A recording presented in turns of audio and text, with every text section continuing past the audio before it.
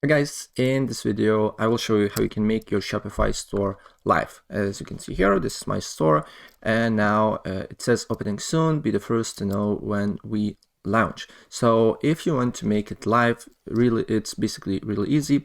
First you need to have a plan for that. You cannot do that with a free trial, but once you have a plan, then you need to go to online store, preferences. And here you need, as you can see here, your online store is password protected. So you need to remove this password. And if you want to remove it, you need to go to password protection. And as you can see here, you need to toggle this down, restrict access to visitors with a password, press save, right?